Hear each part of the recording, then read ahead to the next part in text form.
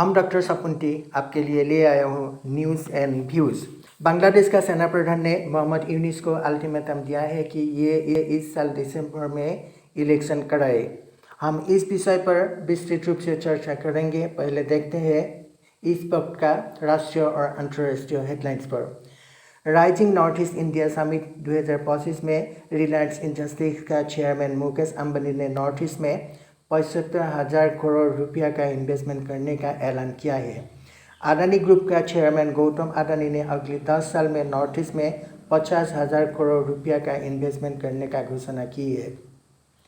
New Delhi का भारत मंडपम में 23 और 24 मई में हुआ इस समिट को प्रधानमंत्री नरेंद्र मोदी ने उद्घाटन किया है। ये summit ministry of Donner, north east council और फेडरेशन ऑफ इंडियन इंडस्ट्री और कॉमर्स ने की है। नॉर्थ ईस्ट में निवेश और वाणिज्य का विस्तार करना इस समिट का लक्ष्य है।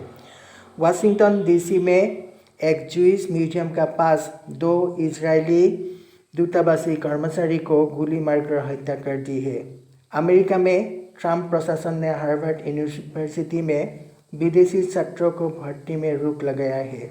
ये कदम देश का सुरक्षा को लेकर किया है। बुधवार बांग्लादेश का सेना प्रधान जनरल वाकुरुज्जामान ने अंतरिम सरकार का मुरब्बी मोहम्मद यूनिस को इस साल दिसंबर में इलेक्शन कराने का अल्टीमेटम दिया है।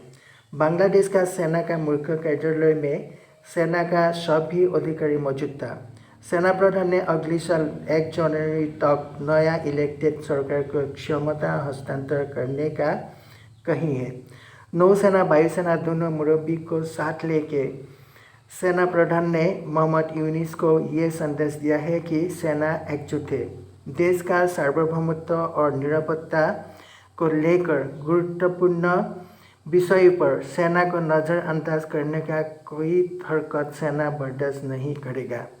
देश में सड़क पर आंदोलन का नाम लेकर उच्छृंखलता और तानाशाही को भी हरकत सेना बर्दाश्त नहीं करेगा। मोहम्मद यूनिस ने देश में तथाकथित छात्र संगठन और मौलवादी इस्लामिस्ट को लेकर आंदोलन का टैक्टिक करके ही ये पावर में बना रहना चाहते हैं।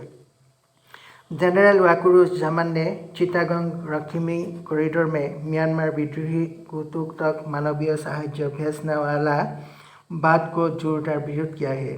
जनरल वाकर ने इसको ब्लडी कॉरिडोर कहा है और कहा कि बांग्लादेश इस कॉरिडोर से म्यांमार का सिविलियन वार पर उद्गनी देना मंजूर नहीं है। अमेरिका इस कॉरिडोर से मानवीय सहायता का नाम से म्यांमार का विद्रोही गुटों को सामरिक सहायता देना चाहते हैं। अमेरिका डिप्लोमेट्स इसका पहले जनरल से मिला था, लेकिन जनरल वाकर इसमें सम्मत नहीं है। मोहम्मद यूनिस इस कॉरिडोर को अमेरिका को देना चाहते हैं। ये बात चर्चित है कि मोहम्मद यूनिस अमेरिका को खुश करके पावर में बिना इलेक्शन करके ही बना रहना चाहते हैं। बांग्लादेश का प्रधान राजनीतिक दल आवामी लीग, बांग्लादेश का नेशनलिस्ट पार्टी, लेफ्ट पार्टी सब ने इसका विरोध करते हैं। मोहम्मद यूनिस ने पूर्व डिप्लोमेट और वर्तमान अमेरिका का नागरिक खलीलुर रहमान को राष्ट्रीय सुरक्षा सलाहकार नियुक्त की है। मोहम्मद यूनिस ने ये पद खुद तैयार की है और इसका जानकारी सेना प्रधान को नहीं दी है। ये बात को लेकर भी सेना प्रधान मोहम्मद यूनिस से नाराज है। इसका अलावा मोहम्मद यूनिस ने प्रधानमंत्री कार्यालय का लेफ्टिनेंट जनरल कामरुल हसन को आर्मी चीफ जनरल वाकुरुज्जामान को स्थलाभिषिक्त करने का षड्यंत्र में लिप्त है। शेख हसीना का तख्ता पलटने के बाद देश में प्रधानमंत्री बिना ही कामरुल हसन कोई महत्वपूर्ण विदेश भ्रमण की है और ये पाकिस्तान भी गई है।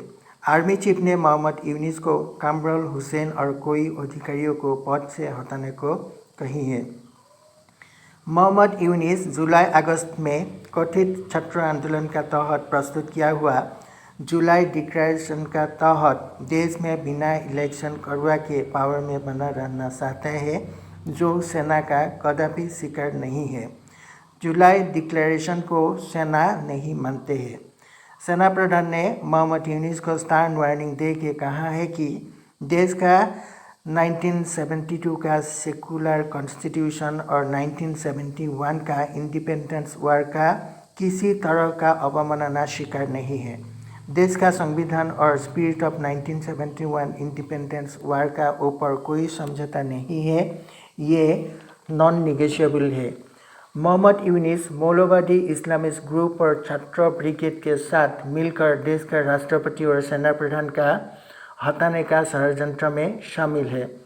सेना प्रधान ने सेना का मुख्यालय लारबार से ही मोहम्मद यूनिस को स्टर्न वार्निंग दिया है कि ये किसी भी तरह का मैनिपुलेशन गेम में शामिल ना हो, अन्यथा सेना इसका कार्रवाई करेगा। सेना ने प्रेसिडेंट को इमरजेंसी घोषित करने को कह सकते हैं और मोहम्मद यूनिस का इंटरिम सरकार को बर्खास्त कर सकते हैं। तो आज के लिए इतना ही है। धन्यवाद।